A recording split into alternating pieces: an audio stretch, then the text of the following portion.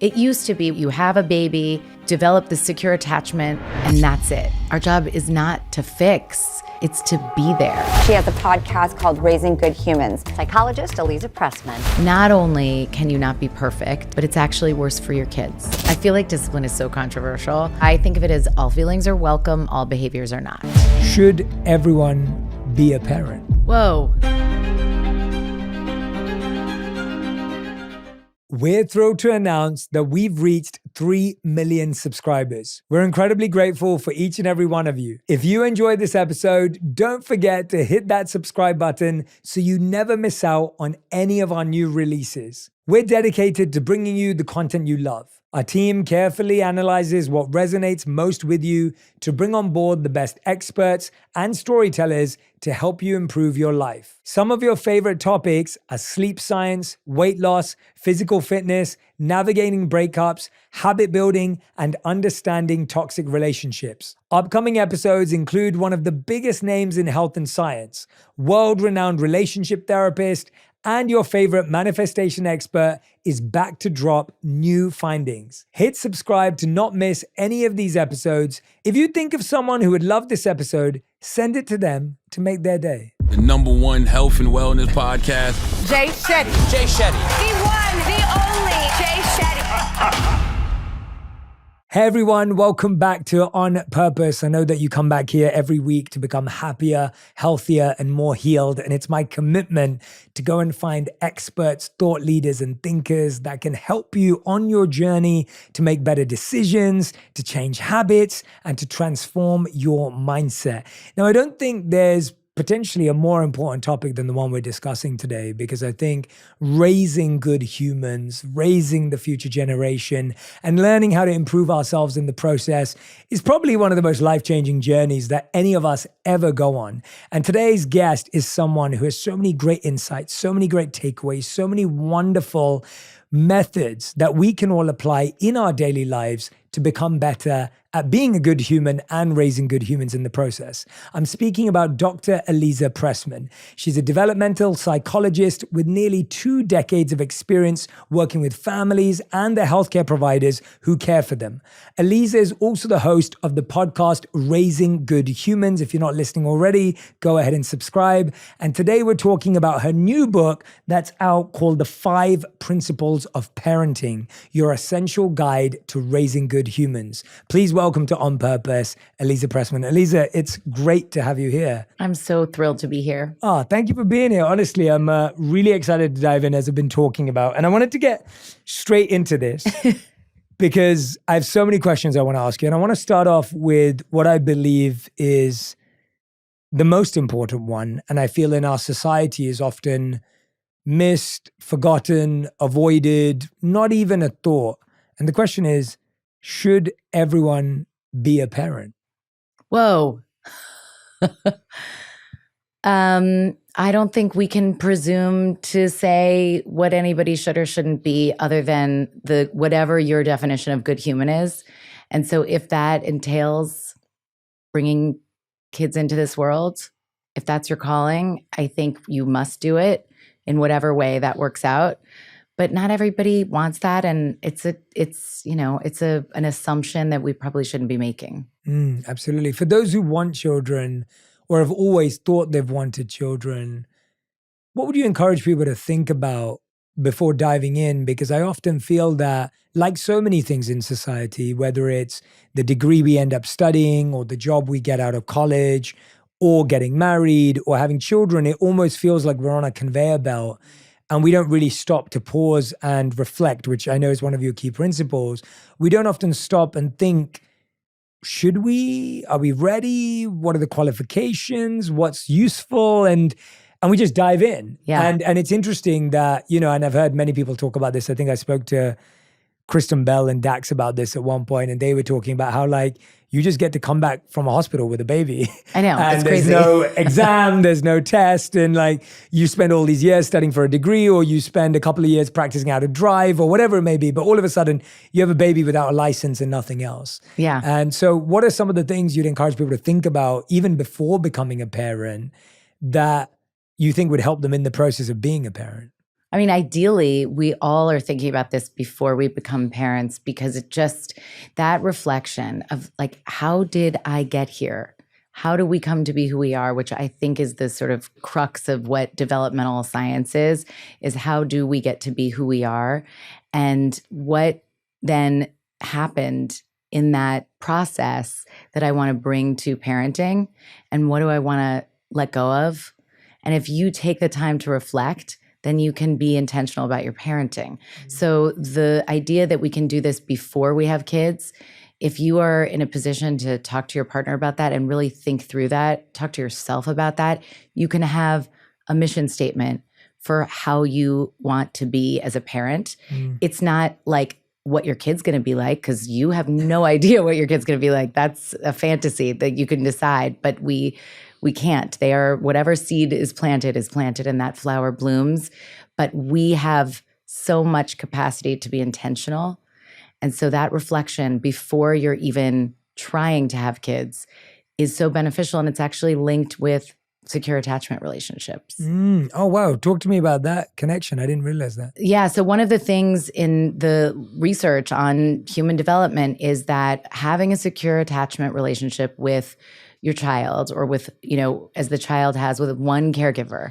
And that is, a whole other, or probably part of this conversation. It's so deeply protective. It buffers the impact of trauma. It's so important. And not everybody grew up with that. So about 65% of us came from secure attachment relationships. If we didn't, and we reflect back and we think through what was going on, how we came to be who we are, how we learned how to be loved, how we experienced love, how we gave love, we then have a much higher chance of turning what could have been just an autopilot to a different kind of relationship into this secure attachment. Now I know what everyone's thinking right now. They're thinking, Aliza, I wish you told me this 5 years ago. You'd have saved me, right? Like, I feel like a lot of our listeners may have already had children, and it's natural. Again, I'm not judging anyone. It's such a part of our community and society. And then I think a lot of people, especially our community, who is really smart and thoughtful and intentional, and listens and goes, you know what, actually, I realize that, but I've already had children now, and I feel like I've made mistakes. What are some of the most common mistakes people come up to you with where they're feeling guilt and shame? Yeah. And I feel so sad for that, because again, you couldn't have known, you didn't know. And now that you know, as Maya Angelou said, now you know better, you can do better.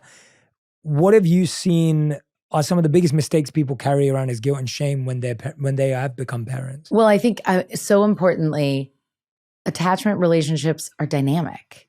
So you aren't just like, it used to be, we used to think like you're either, you have a baby, you develop the secure attachment, it's like a bond, and that's it.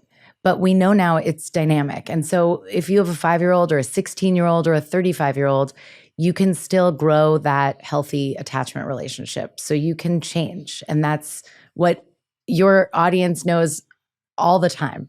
And it's true about relationships with your kids. But I think that shame is from thinking like, I wasn't there enough. There's shame in not being able to fix whatever your child's going through.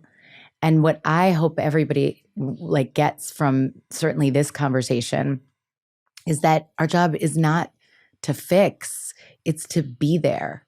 And that's what secure attachment is. Even in your adult relationships, it's like, who can sit with me through all of these experiences, through these feelings? Because we're not like, the idea of being happy isn't really about always being happy. It's about knowing you can come back from whatever it is that you're going through and you will be happy again.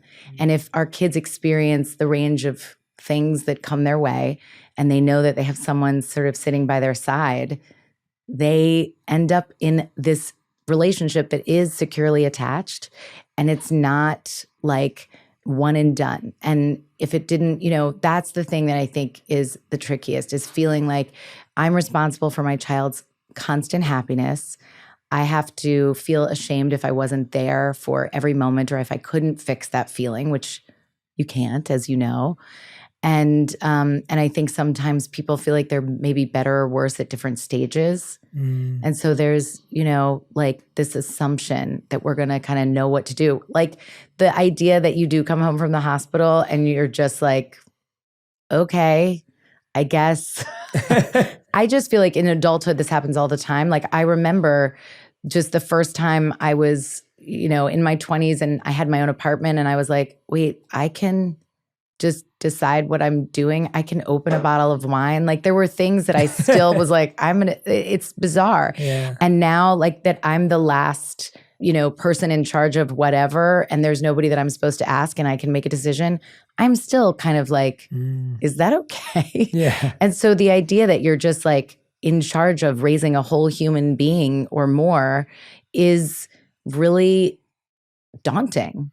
And we all kind of think everybody else knows. We don't know. Yeah. And I think those two things really resonated with me. This idea of I want to fix all their problems and I'm not there for them enough. And I can feel like I can obviously only relate to them theoretically from a parenting standpoint, but I can relate to them in my other relationships. Yeah. So whether it's with my younger sister or whether it's with my wife or whether it's with the people I love in my life. And I can only imagine how that is amplified with a child. That's that feeling.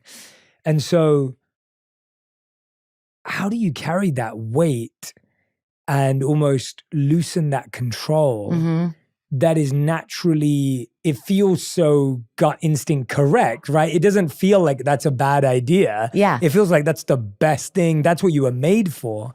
And then you're failing at it. And so how do you do what you just said? How do you carry that weight at the same time as recognize that you need to put it down? I mean, I think that that's where the idea of repair and what we know about repair comes in, is that in the same way that we build muscles, like you need tiny little ruptures in the muscles to grow stronger muscles.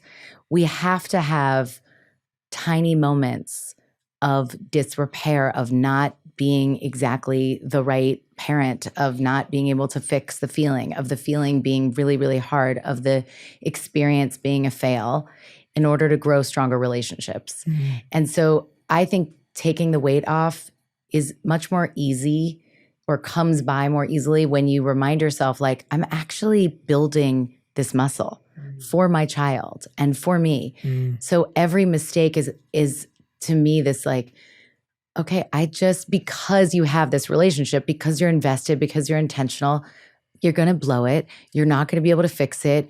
You're going to feel like, oh my God, did I ruin my kid? And no, you invested in resilience building because you're there. If you were like, oh, well, like rot and suffer, that's a totally different thing. But nobody listening to this is that. Yeah. And so I think that lifts the weight of, not only can you not be perfect, and not only can you not fix everything, but it's actually worse for your kids. And it is important to acknowledge what you said, which is it's still appropriate to want to. Of course, like you should. I think we all want to help the people we love, and it is amplified with the people that you are raising, because it's like, I can make this better. I have capacity to change this, to call the school, to call the friend, to change the system, to move, to whatever. But when we can get a little bit more sort of accepting of the fact that it is so hard to watch someone struggle, but when they're struggling next to you, and you can be there for them and help them understand that that is part of being a person, it's not dangerous. Feelings are not dangerous. You're giving them such a gift that's where I think you can let go of the weight. Wow. Yeah. I think when I'm listening to you, I'm thinking it takes almost the same amount of energy to shame yourself as it does to shift yourself. Oh, wow. Yeah. Right? This idea of, I'm going to sit here and keep replaying the mistake I made and the wrong thing I said and how I messed up in this moment. Or I do reflect on that, as you would say. I do reflect on that. And now I know what I need to say next time and what I need to say now and how to behave differently. And that takes the same amount of time. It takes the same amount of energy. It takes the same amount of effort. But our negativity bias naturally takes us into that. It's like a spiral. Spiral, yeah. And just self-judgment, self-criticism that we then pass down onto our children as they see us do that. And then when you shift it, you're actually building the very strength of the relationship that you're lamenting because of the mistake. Yes. Yeah. When you were saying that, I was thinking about, I almost feel like when I speak to a lot of parents as well, and I speak to my community and audience, there's a feeling of, I went through something. I never want my kids to go through that, right? Or I didn't get this opportunity. I really want them to get this opportunity. So our life becomes this mirror projection of what I've called before the gifts and gaps in our life. So if our parents gave us gifts, we want them to have those same gifts. And if our parents left gaps, we want to fill those gaps for the kids. And so in that mindset, how does that mindset create challenges and issues? And how do we actually tweak and refine that? I mean, I think we overcorrect. And so if we're reflective and we can say, okay, this is the thing I really didn't have and I really want my kids to have, but let me be aware that that doesn't mean that I should forget about, for example, boundaries. You know, if I didn't receive a lot of affection and love and connection, am I going to be so worried that I'm not giving enough of that to my child that I'm scared of the limits and boundaries that are necessary for their safety? I think that happens all the time. And so it's all middle path, like if we notice that something really, really matters to us, can we let it matter without overcorrecting and forgetting about these other things? Yeah, and that's so hard. I know. It's such a challenge. Like I feel like that controller inside of us. And I feel that there's such a experience that we're having of what we're trying to heal in our children is what we're trying to heal in ourselves. And so there's this constant belief that I think I'm trying to heal them, but really I'm just preaching to myself and processing something internal. But our self-awareness is so warped sometimes or hidden that we can't see that. We think we're doing it just for the benefit. How do you break that veil? Like, how do you reflect effectively? I think that's the question I'm asking. Effective reflecting. Yeah, what is effective reflection? Because I think we can all ponder, and maybe our reflection takes us as far as, my parents always forgot my birthday. I won't forget my kid's birthday. I'll do it, right? Or, my dad never turned up to my sports games. And so if my kid's sports, I'm not going to miss a thing. Yeah. So that's good. But what is the most effective version of reflection that makes it such a big part of your 5 principles? So I think if you can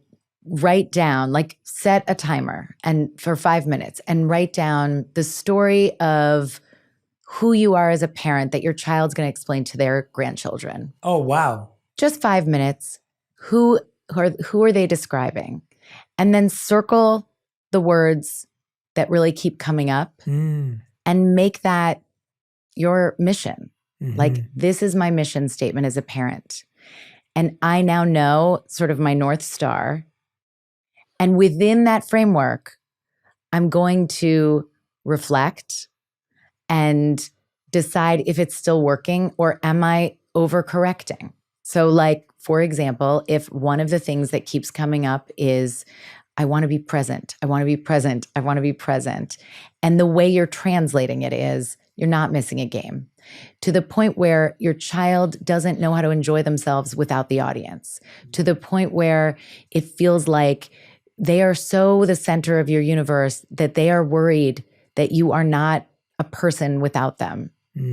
Then you would want to pivot and say, I can be present without being invasive, but I think that that's the easiest way is to check into how is this, in a scientific paper, you'd say, how's this operationalized? And in life, I would genuinely do that exercise regularly, like kind of every year, and check in. And the other thing that I think is very interesting about it is if you figure out kind of what your mission statement is, like in this, as this parent or in this household, if you're doing it with your co-parent, or again, you can keep it to yourself. But as your kids get older, if you say to them, my mission in this as a parent is this, these 3 things were really important to me. What do you think my mission or our mission statement is? And if your kids come back to you as they're older and you're like kindness, empathy, and presence, and they're like education, persistence, and money, that's okay. Yeah. But then it's a moment to say, there's one of 2 things happening here. Either I'm not parenting in the way that I mean to, because the messaging is clearly not getting across, or I'm not honest with myself about what I'm really going for. Because there's no right or wrong. No. But it's more like, how do I keep checking in with it so that that reflection is taken into action? Hey, you're just catching me as I have my midday pick-me-up. I'm sure you've heard about Junie. Radhi and I put all of our love into creating this amazing drink. It's full of nootropics and adaptogens, great for that little boost of energy, enhanced focus, and a happy mind. And guess what? It's only 5 calories and absolutely no sugar.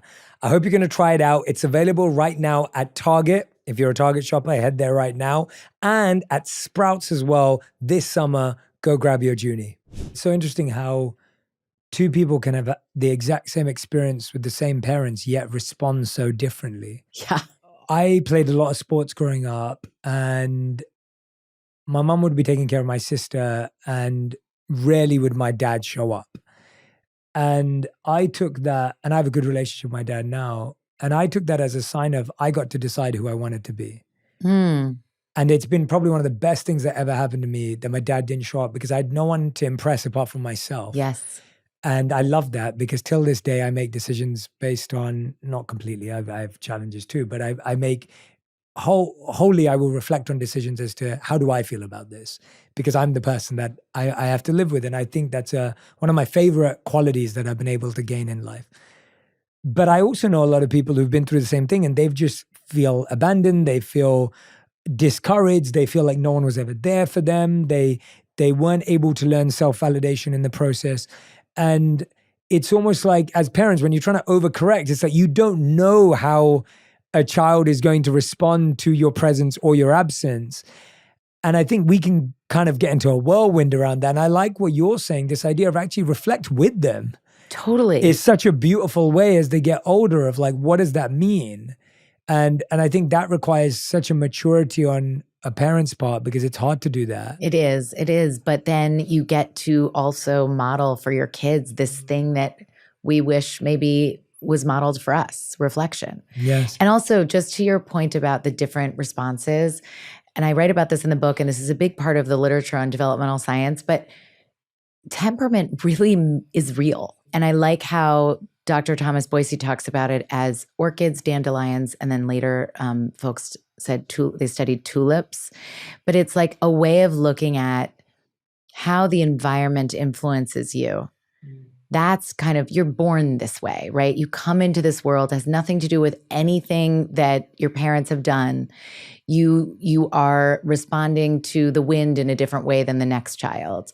And so an orchid is going to thrive in certain sunlight, water, and soil. But we've all, or maybe not all of us, but I certainly have tried to raise orchids and they're like, it's like a stump. Yeah. Because I just wasn't sensitive enough to that particular flower's need. And so I learned about the plants that needed less and I could fill my house with those. But you can't do that with kids. Yeah. And so, but like a dandelion child, and these are real, like they studied these orchid babies for real, like as babies, not as actual flowers, but just labeled them as orchids and dandelions.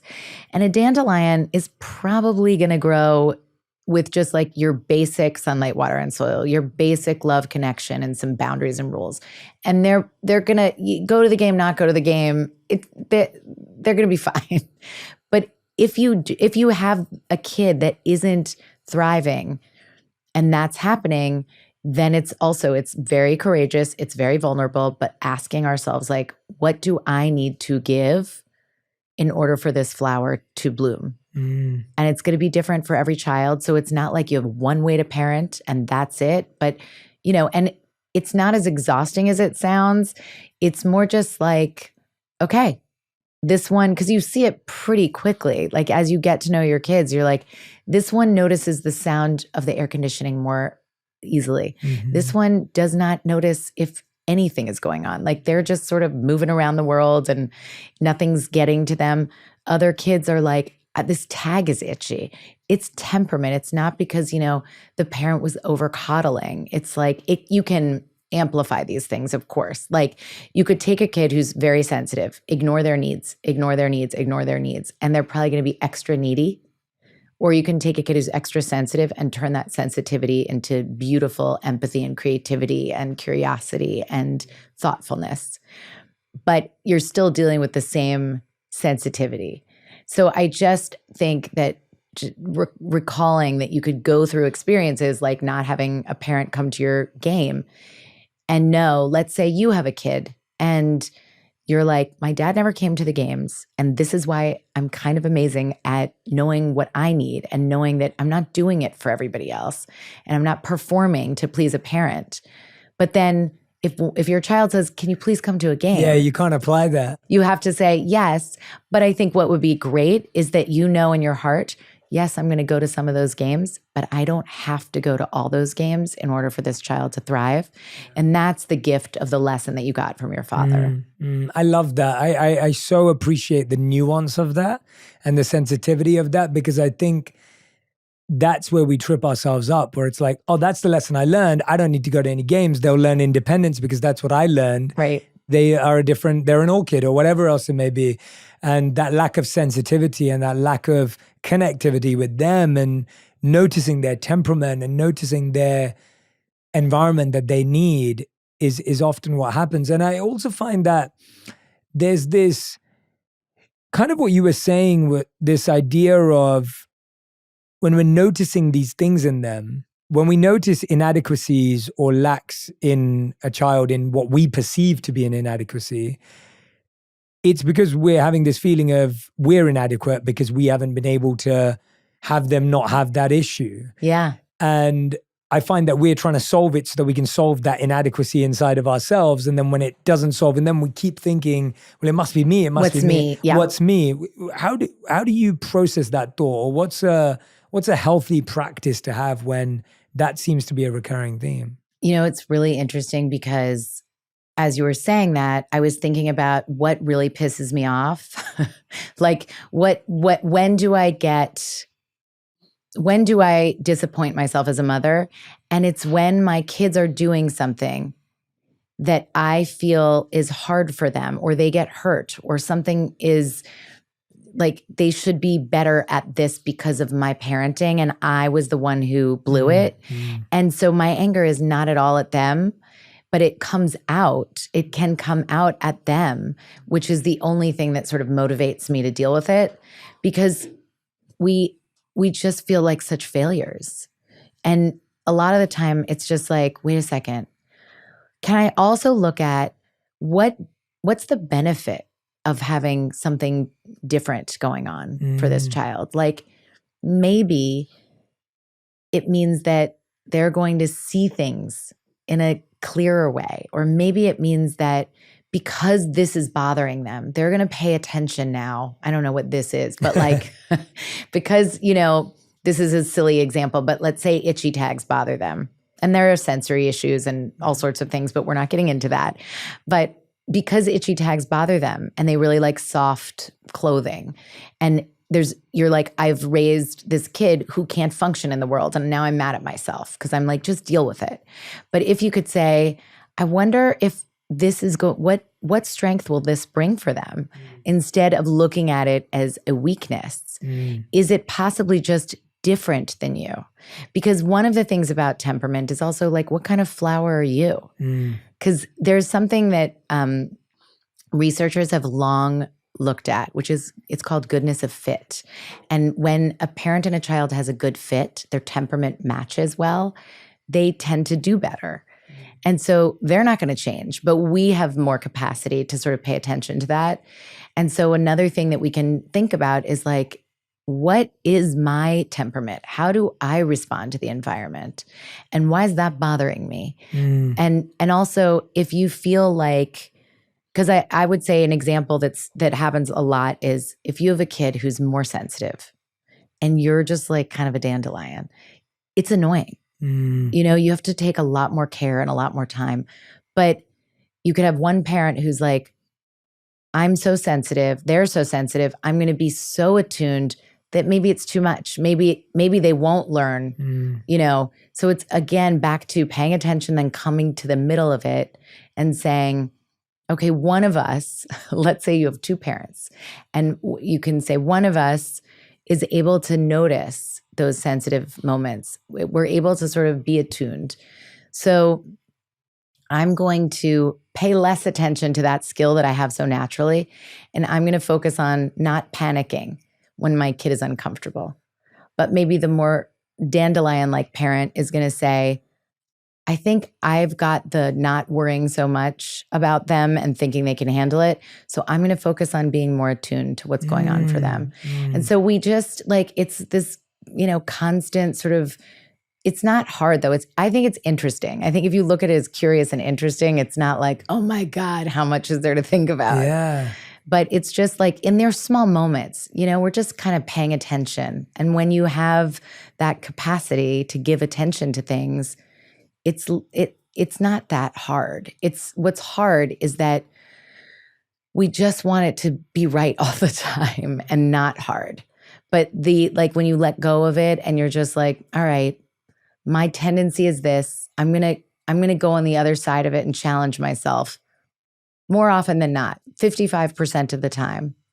I think you can really develop incredible relationships with your partner, with your kids, because you're basically saying, I'm not going to assume that you and I are the same person.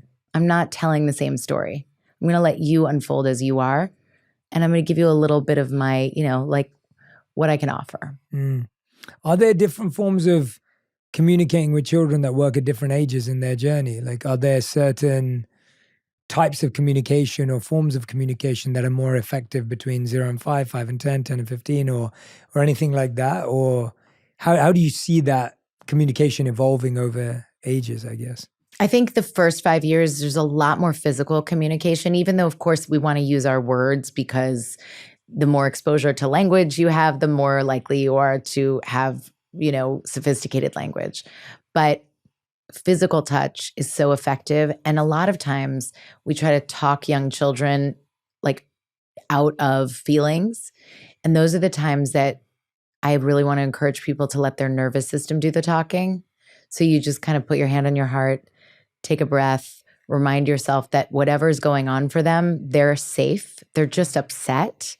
And so you're lending them your nervous system, but you're not telling them. You're not like, you're safe, you're going to be okay. You're just upset that you didn't get a blue cup and you really wanted it. You're more like reminding yourself of that quietly. You don't need to use words. And then over time, you can use more words. But in general, we use too many words.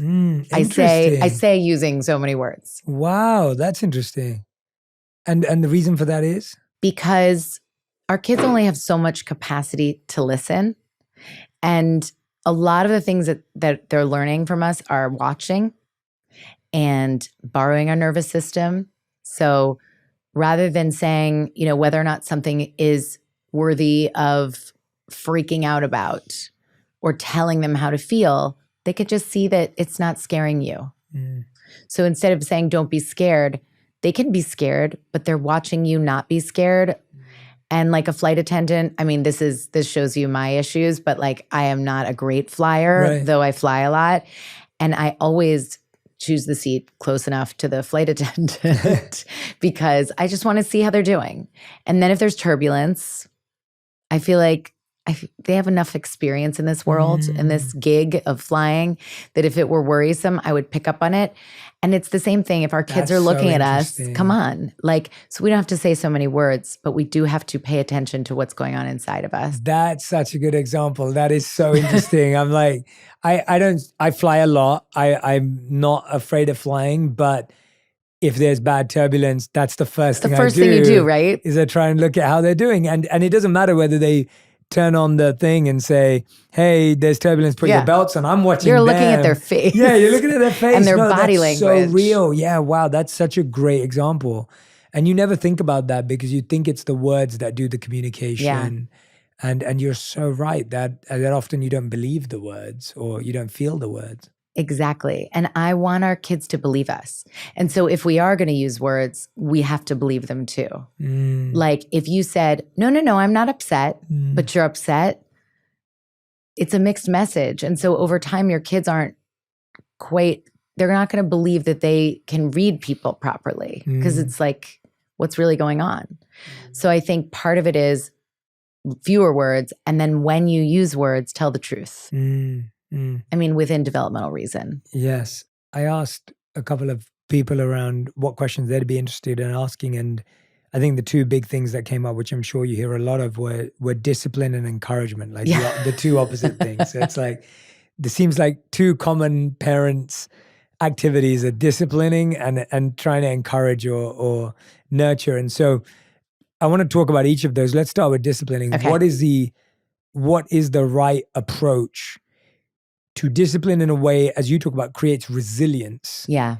As opposed to, I guess, if we had a mission statement for disciplining traditionally, it would be to get things right, to do things well, to know what is good and bad. I feel those would be traditional metrics of discipline. Yeah. What would you say are the new metrics, and what does healthy disciplining look like to lead to resilience? Okay. I feel like discipline is so controversial, but I think of it as all feelings are welcome, all behaviors are not. So if I had to sum it up, and I think we do think of discipline as punishment versus teaching, and it's teaching. And if we're teaching how to move through the world, and if we're teaching kind of what's expected, what are boundaries, and they're real, like they are for your emotional and physical safety, and you're not just doing them to control, but you actually are like, no, this is a big deal because it actually influences your growth and development. It's not just for my entertainment. Then your kids trust you a little bit more and the relationship is stronger.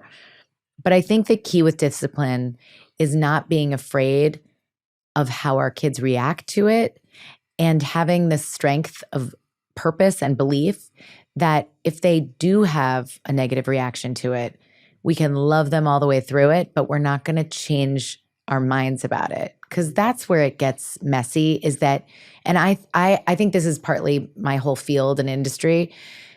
If we're talking all about how important the relationship is, and then you have this limit that you set, like, this is my expectation of you, and your child doesn't like it. This simply, like, I take the phone away at night or the iPad or whatever, and your child is freaking out about it, then you go, well, now I've messed with the relationship. And so I guess they're crying and I need to like get back in there. So, okay, I'll give you more time or whatever it is.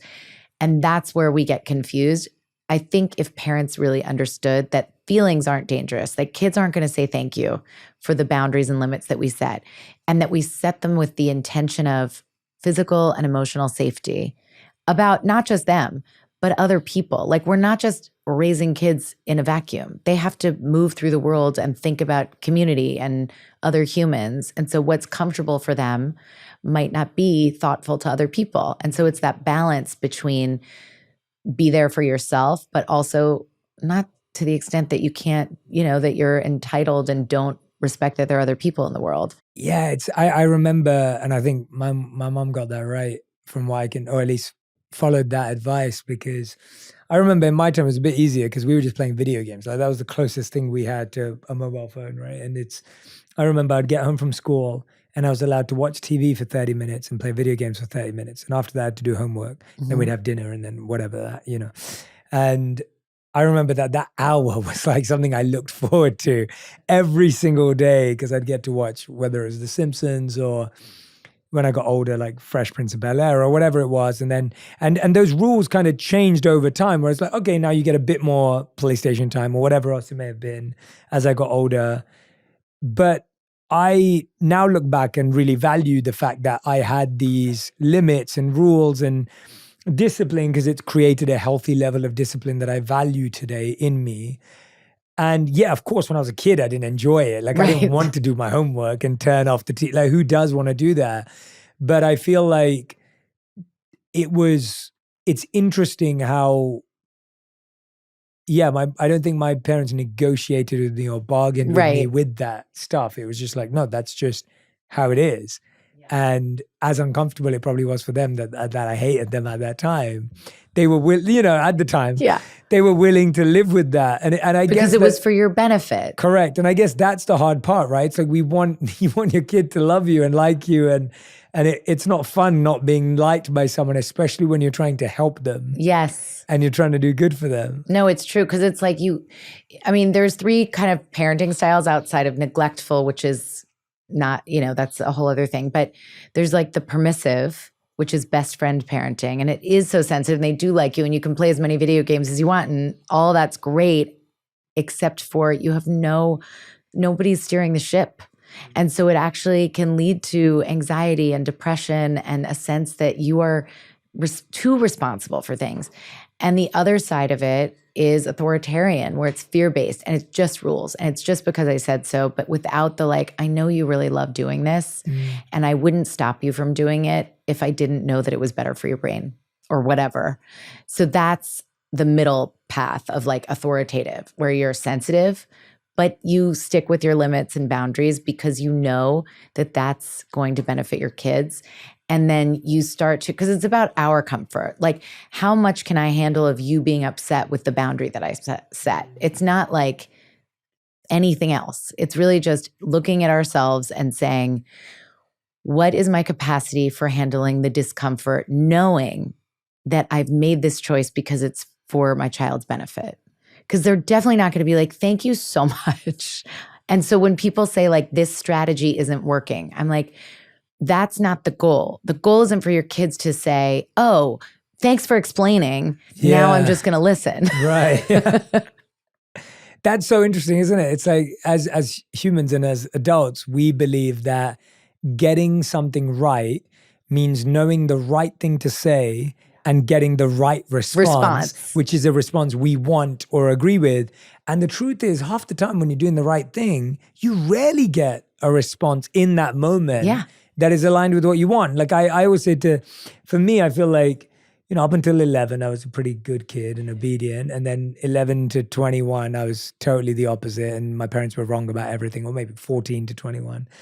And then when you kind of 25, you're like, yeah, you know what? My parents were good. Like my parents were right about so many things. And I'm so grateful to them and all the rest of it. Like that kind of overarching feeling comes out, which, yeah, as a 15-year-old, you didn't have. And it's almost like we want them to display this, if my parents wanted me to display gratitude at 15, it was never going to happen. Right. No, that's a great example, actually. Yeah, right? But we all believe that we're the exception, that our kids will do that. Yeah.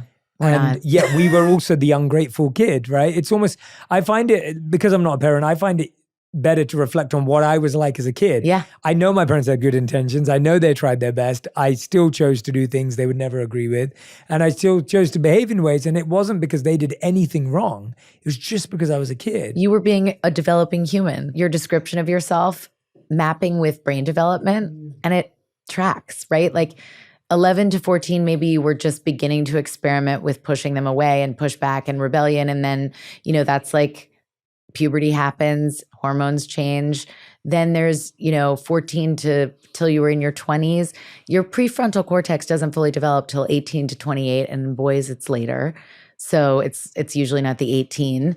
And so you are more, they say all gas, no brakes. And so all of the things you're talking about are mapping with where your brain was at the time.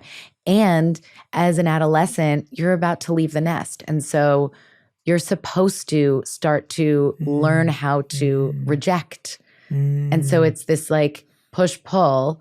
Ideally, there's still moments of connection. And, you know, maybe they didn't, you know, it's possible, I don't know, but it's possible that they felt rejected by your rebellion, and then you know, your pushing away then worked. And so they didn't come toward you and say like, despite all of this, like, we love you very much, or maybe they did. But those are times of tension, and you're supposed to, by the time you're ready to go out into the world, you have to feel like you know, you should and can. And if it was just like cozy and delicious at all times at home, and there was none of that tension, you wouldn't be motivated to grow up and go on. So it all makes sense. That is so, I've never heard it put that way, and I've never thought of it that way. That is such a fascinating point, that in order to leave the pack, you have to have a sense of rejection, autonomy, and independence just in the idea of development. Yeah. Like there has to be that feeling of, I can do it on my own and I will figure it out. And yeah, no, my parents, I think, honestly, were able individually with me to be like I always feel that my mom was able to be that person who I always feel, even till this day, is always there for me, but never smothering or controlling in that way. And so it's been like, I know that if no matter what was to happen, I could always, like my mom would catch me. Yeah, as in I know that, but that's what's given me the confidence to not have to rely on it. Yeah. Because it's there, and I know that deeply. It's just there. Yeah, it's just there. And with my dad, he was a lot more aloof, but like I said, that worked good for me because it helped me chart my own path and you know, build that, which is interesting. I wanted to dive in a couple of things that stood out to me from the book that I've dog-eared here, because I've got so many little parts that I loved that I wanted to talk about. One of the things I was thinking about was you talk about here the idea of having a parent who's helping us through hard times. And I was thinking, I think one of the hardest thing about a young person going through a hard time is they don't have the vocabulary to talk about it. I mean, even adults, but kids especially. And even adults. Yeah, even adults. Like, you know, it's hard even to ask your partner when they're going through a tough time, let alone a child. That, and I think with our children, we try harder often than we try with our partners. But with your child, you're like, tell me what's going on. Like, I want to know. I'm here to help you. And they're like, I don't know. Like, go away. Like, I don't know what I'm going through, right? Walk us through that path and that process, because again, we feel so rejected and so distant, and it almost feels like we're failing. But the real issue here is we can't get them to open up, and therefore we can't help. Yeah. I mean, it's so hard because if you push, and for some kids are like disclosers. Like there are people, I was like, let me tell you everything, Mom, to the point where she was probably like, I really don't need to know this much. But then there are the more closed up kids. And also it just depends on your vocabulary that you've grown up with, which is, I think that going back to like, even when you have limits and rules, you want your kids to know, as you're describing your mom, that they have you. So if you do mess up, you can still go to them instead of being terrified. And so that's this weird thing where it's like, here are my expectations. Also, I want to name the fact that you're going to blow it sometimes. And I want to be the person you come to. Yeah. And that's something to say, not when they're struggling. And I think part of the reason why it's hard to get kids to open up is because we try to get in there when they're in the center of the struggle. Yes. Instead of like building the vocabulary and connection outside of it. So you have the conversations and you give the language when nobody's in the heat of the moment. So that when the heat of the moment comes, they already know that they can come to you. And you can just say to them, I can tell something's going on. I'm here whenever or if ever. And then just leave space. A lot of times doing something with a kid who's not opening up, like going for a drive even, so that you're not looking at each other. And, you know, I can't think of any sport right now because I'm not super sporty, but, you know, like playing, I'm like, what is it called when one does a game with someone? Pickleball. No, thank you. Tennis, yeah. So you go play pickleball. Yeah. You're playing pickleball, it's going to come up. But you want to just like put little tiny moments where you say, I'm askable, I'm tellable, and I'm not going to say anything. And one of the things that helps is that when your kids do tell you something, you say, thank you for telling me before you have any other reaction. And that may be your only reaction. And then you give them a little space. And then you say, is there anything I can do? And it's not, you can fix it. It's, is there anything I can do to be supportive of you right now? And the other thing is like, this is developmental too. But when you think about teenagers versus young kids, with younger kids, you want to be, and this is going to sound ridiculous if you don't think about animals this way, but I do. So tell me if it resonates. But you kind of want to be a dog. You're wagging your tail when you're excited to see them. You're always there and you're like really enthusiastic. And they need that. But then as they get older, imagine your 11 to 25-year-old self, you need to be a cat. So you're like you're there, you're always around. You're touching their feet. Like you're not overly on top of them. But if they're interested, they can come to you. But you're not going anywhere. So it's like, it's this safe thing where you're there for them, but it's not so intense. And then they have the opportunity to open up a little bit. And when they do, you don't pounce like a dog. You stay a cat who's like welcoming the information, but not, saying, oh my God. Yeah. And then, because you don't want your kids to think you can't handle my truth. Yeah. So you're not the person to tell. Yeah. And I feel that's the hardest time to be the cat because you're scared about them getting involved in the worst stuff, things. Like whether it's drugs or, addiction to social media or getting involved in the wrong circles. Like that's the age at which it's going to happen. Yeah, it's terrifying. And so, it's terrifying. So and they're getting a driver's license. They can drink now, as they get older. It's like, it's almost like those are the times where you want to be more hands-on.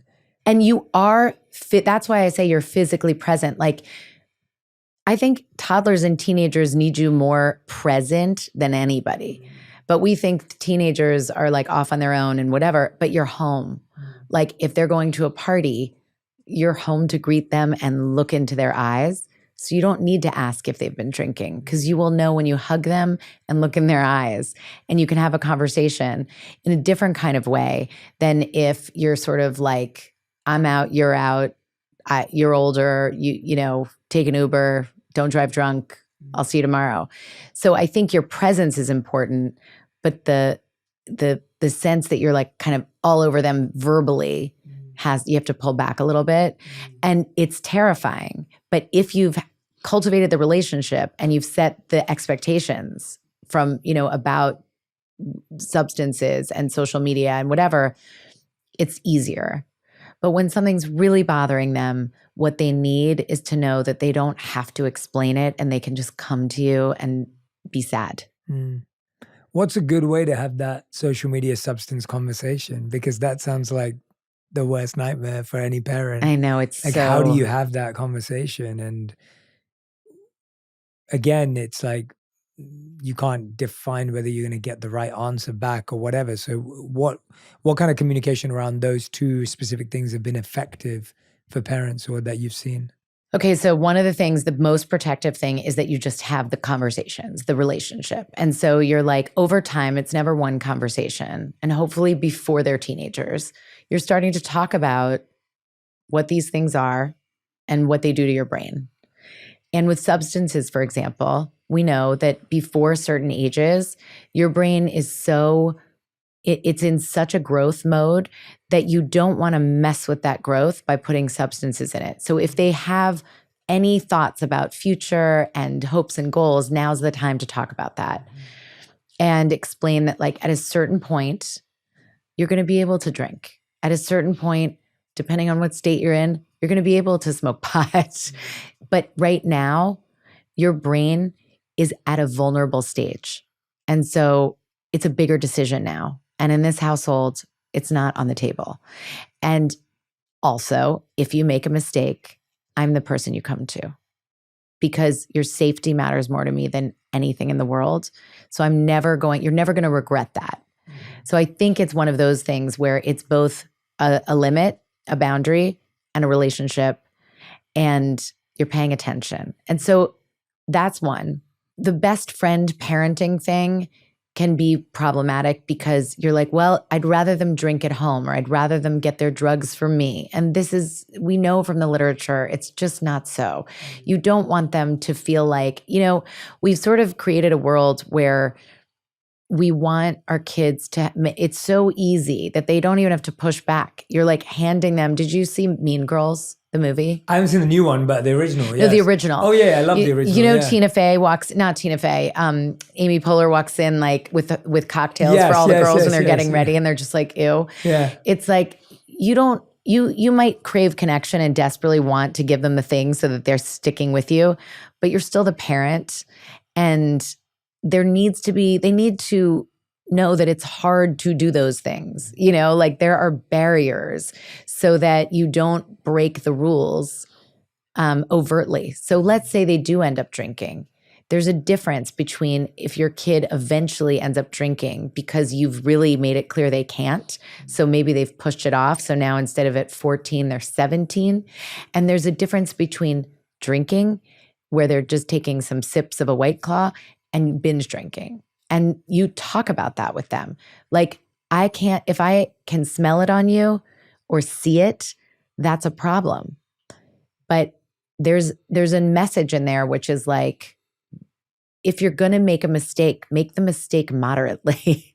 And those are all the different ways to sort of help lay the groundwork for them to do as best they can to keep safe. But like, you're not giving them the permission and the carte blanche to just kind of do whatever. Yeah, it's such a challenging balance. It's so hard. It's so hard. Like I was thinking about it when I was a kid. If anything was off the table, that was the most attractive thing in the world. And I think that's very important to acknowledge, is like, it's still going to be attractive. So if you set no limits, the other side of it is there needs to be something for a teenager to push back on. So if you're like, I'm going to use an example that's less fraught, clothing. If you're like, you can wear whatever you want, I don't care, and you see that your child is going out to a party in like something very revealing and you don't say anything, then they're like, I'm not even getting pushback. This must not be revealing enough. I'm going to now wear something ridiculously, like so revealing that it's offensive even to me, but I'm going to do it because let's see what happens. And your parent says nothing. And at a certain point, it's like you're supposed to put on a sweatshirt and hide it from your parents, take the sweatshirt off and like know that this is not something that is like their dream, but that you can call them if you need them. Yeah. And if we make things, so it's a balance because you need to be rejecting of your parents. So make the limit tight enough that there's, something to reject and there's something to do that's not dangerous. But also know your kid's temperament. And there are some kids where you have to frame things differently because they're just like, oh, your no is my yes. And I think that that's something to just pay attention to because everybody's different and every kid is going to be different. Of course. Yeah, no, but that's a really interesting point about needing to reject something and needing to have tension around something. And it's almost like you remove the tension completely. Yeah. What's there to do? What's there to do? Yeah, no, that's fascinating. I want to talk about the flip side. We were talking about discipline, talking about encouraging. And I feel like the biggest thing people want to do, at least at the root, I find, is wanting to raise a confident child, right? You don't want your children to feel insecure about the way they look, the way they think, the way they act. And that seems to be the biggest challenge of the day with social media and everything else. And so there's a real sense today of insecurity, envy, comparison, feeling less than. How do you raise a confident human? Well, I think there are two parts of confidence that we can really cultivate.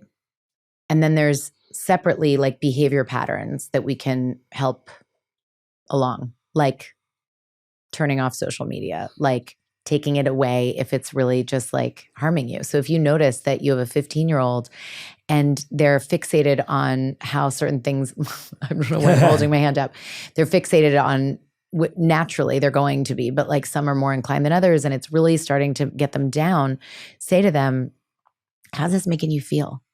Because what I'm noticing is you're feeling worse and worse when you look at this. So let's figure out a limit and I'll help you because I'll just take the phone away even when you're feeling like, oh, I really want to look at this. But it comes from this real compassion. And then the two things for confidence that we can do. The first is remember that competence builds confidence, not praise. Like telling So your kid well they're said. amazing is not going to make them feel like they're amazing. It's the competence, like helping them develop the skills. Yes. And those skills don't have to be that you're like a star violinist or tennis player. It can be that you know how to cook or put the dishes away, just a functioning individual. And so we tend to do everything for our kids, even if they're capable of doing it, but then praise them as if that's building the confidence. And so I think that's one thing. And the other thing is helping them understand how they feel and how they are reading the room.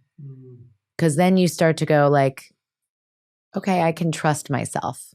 And that is part of confidence as well. Oh, that competence and praise piece, that's huge. I love the way you said that because I've often thought about that with so many of my friends because I was quite a shy and I would say somewhat, I was insecure about my weight growing up and to some degree the color of my skin too, like experiencing racism growing up and things like that. And so when I went to high school, my secondary school, as we call it in England, my parents forced me to go to public speaking and drama school. And that was somewhat of my worst nightmare in parts.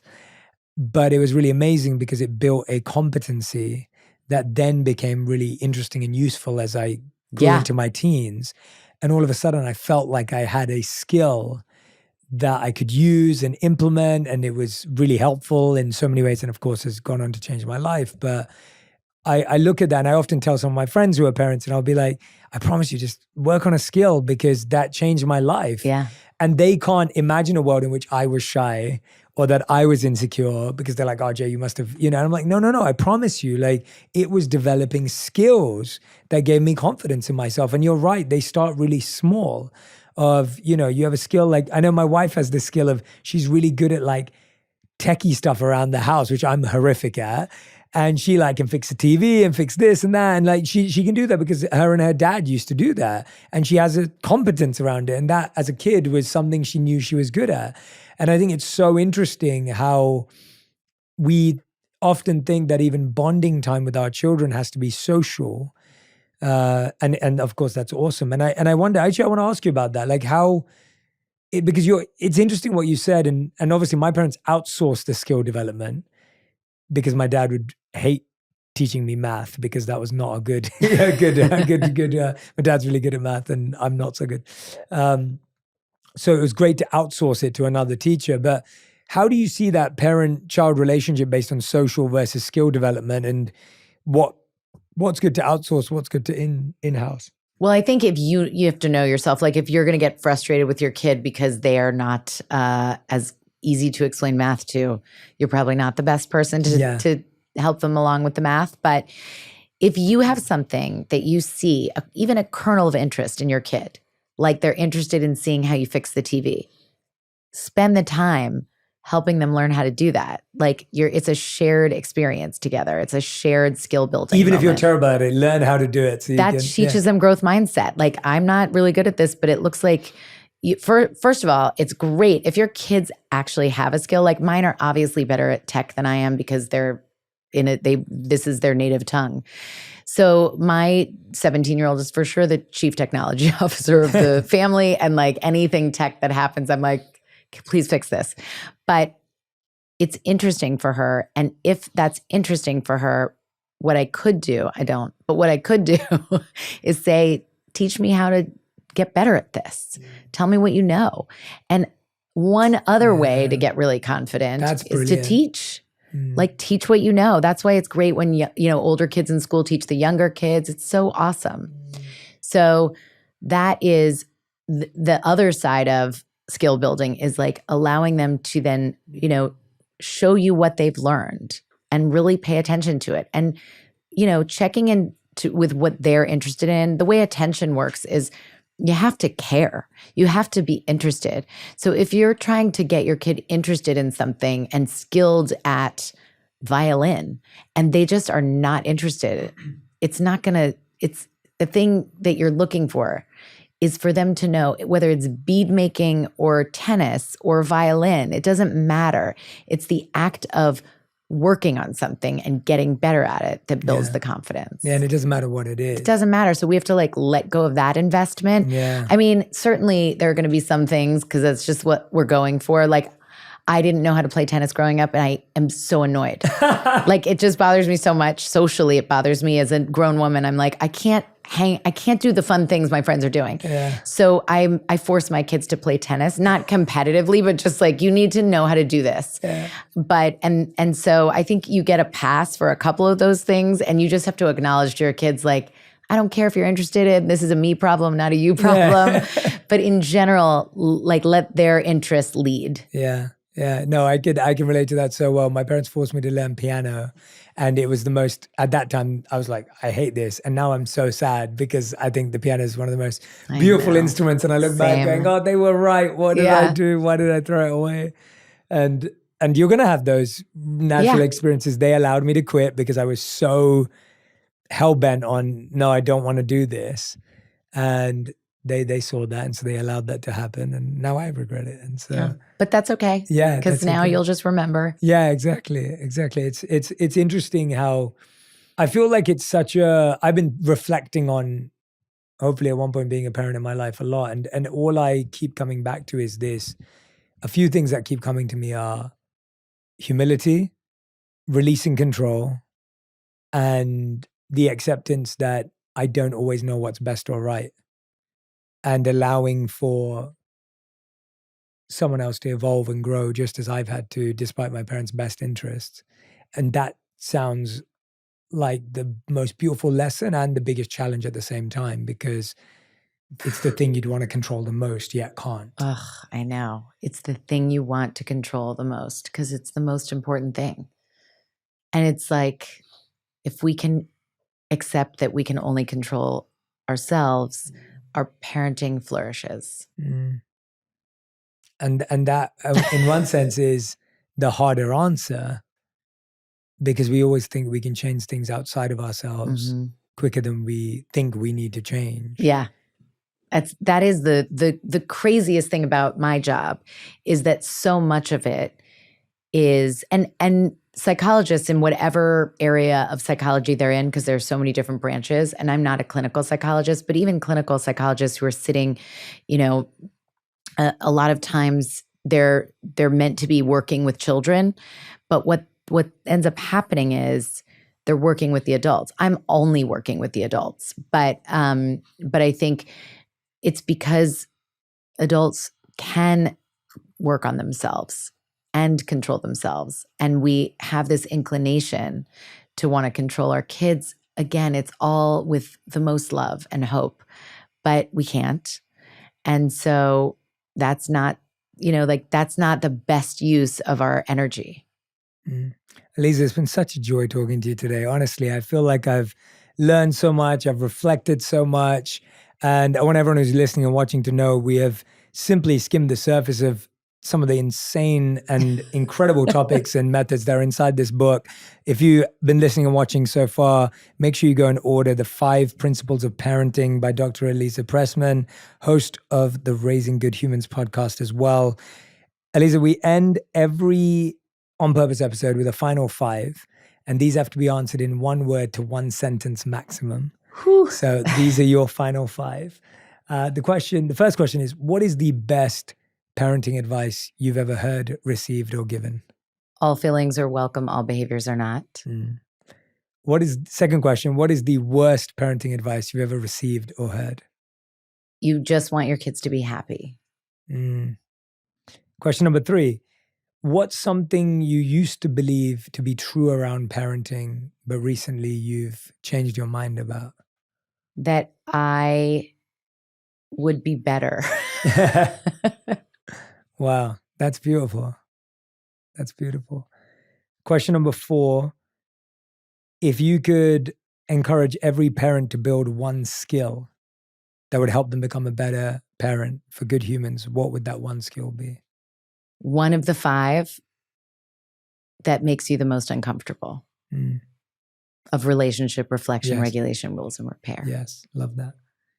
And 5th and final question, if you could create one law that everyone in the world had to follow, what would it be? Hunt for the good. That's beautiful. I love that. Dr. Aliza Pressman, everyone. The 5 Principles of Parenting is the book. Go and grab your copy right now. We'll put the link in the comment section. And please tag me and Aliza on Instagram, on TikTok, on Twitter. Let us know, X. Let us know what is resonating with you, what you're trying, what's working for you. I think as you saw today, Aliza is really giving us a lot of stuff to play with, a lot of stuff to interact with. There's no right or wrong way. There's no good or bad way here. It's about figuring out how sensitive you can be, how close you can get to the human in front of you, how you can learn to balance and play that middle path. And so as you are trying all of this great insight out, please do share it with us. We'd love to see it. I'd love to thank you again, Aliza, for doing this, for being present here with me today. I really enjoyed sharing this energy with you, and I really believe this is going to help a lot of people. So thank you so much. Oh my gosh, thank you so much. This has been incredible. Thank you. If you love this episode, you'll enjoy my interview with Dr. Daniel Amen on how to change your life by changing your brain. If we want a healthy mind, it actually starts with a healthy brain. You know, I've had the blessing or the curse to scan over 1,000 convicted felons and over 100 murderers, and their brains are very damaged.